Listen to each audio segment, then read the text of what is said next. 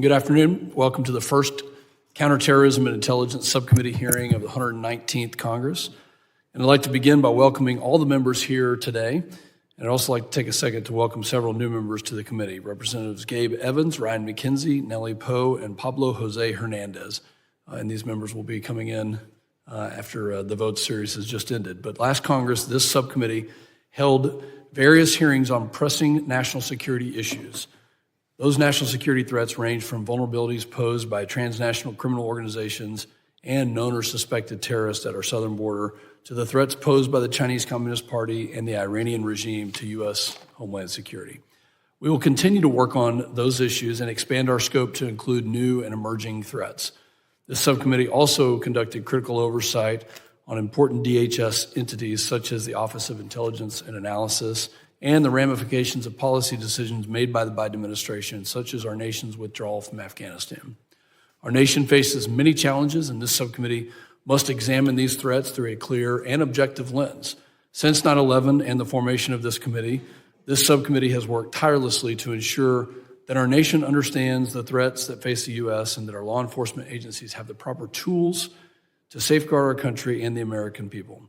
As chairman of this subcommittee, I'm committed to working with everyone on this committee to advance these goals. Unfortunately, we did begin this year with a sober reminder that the same ideology that radicalized 19 individuals to hijack commercial airliners and fly them into the World Trade Center, the Pentagon, and Shanksville, Pennsylvania, drove an individual to commit a heinous ISIS-inspired terror attack that killed 14 people and injured dozens more on Bourbon Street in New Orleans, Louisiana.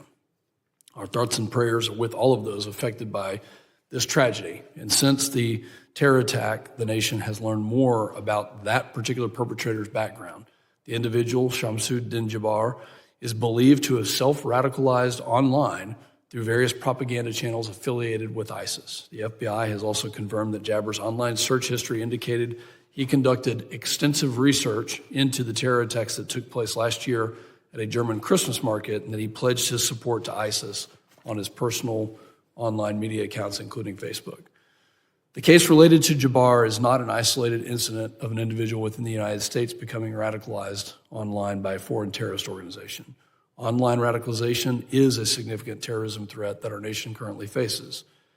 And in fact, the ranking member and myself have agreed that this would be the first hearing in a bipartisan way that we want to tackle this issue. And I hope everyone knows that we have worked together on this. And I hope that we can focus and hone in on these particular issues right here in a bipartisan way. But at a recent Homeland Security and Government Affairs Committee hearing, former FBI Director Wray highlighted the severity of the threat when he stated, and I quote, "The greatest terrorism threat to our homeland is posed by lone actors or small cells of individuals who typically radicalize to violence online and who primarily use easily accessible weapons to attack soft targets," end quote. To provide greater context, between April 2021 and January of 25, there were over 50 indictments against individuals who have worked to provide material support or carry out an attack on behalf of foreign terrorist organizations like ISIS, Al-Qaeda, and Hezbollah.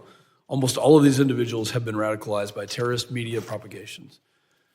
Americans' ability to access propaganda from foreign terrorist organizations is easier than ever. Groups like Al-Qaeda, ISIS, and Boko Haram are disseminating their propaganda at lightning speed across the globe on platforms such as Telegram and Reds. Hamas, Hezbollah, and other Iranian proxies have utilized TikTok and other platforms to spread propaganda in the West related to Israel's war with Hamas in hopes of radicalizing individuals to join their quest to launch a global intifada. We saw this hateful propaganda mold the actions of radicalized protesters at Columbia University and other colleges across the United States. Another stark example of online radicalization was seen last year when thousands of Americans went on TikTok and attempted to rationalize Osama bin Laden's letter to America and victim blame our nation for the atrocities that took place on 9/11. Moreover, we have now seen an increase in juvenile, homegrown violent extremists inspired by foreign terrorist organizations' media being shared on youth-oriented platforms. For instance, a 16-year-old in Las Vegas, Nevada, was arrested after threatening a lone wolf terrorist attack in support of ISIS and possessing components and instructions to build a bomb. He wrote in a chat room that he would be starting lone wolf operations in Las Vegas against the enemies of Allah. There is no doubt that ISIS actively looks to inspire younger individuals and frequently produces media tailored at juveniles because they think they are more susceptible to terrorist ideologies and more accessible due to their online presence on a range of platforms. We must acknowledge and confront this urgent threat head on, or we risk having another incident like we did in New Orleans. I hope today's discussion is the first of many productive conversations on the enduring terrorism threats our nation faces and how this subcommittee can find legislative solutions to overcome these challenges. And I also hope that while we may disagree here in a partisan way on some of the things that have happened in the last couple of years, I hope that we can really focus and limit blame, that we can take the context and the facts, because I hope that the ranking member knows that I took seriously his inputs to having this hearing, to holding this hearing, to focusing on this, not just as a sign of goodwill, but also as a sign that this committee, of all the committees in Congress, that this committee right here was formed after the worst terrorist attack in our country, and that the sole reason we have this committee is to ensure that the oversight of those entrusted with national security, of Homeland Security, do it correctly.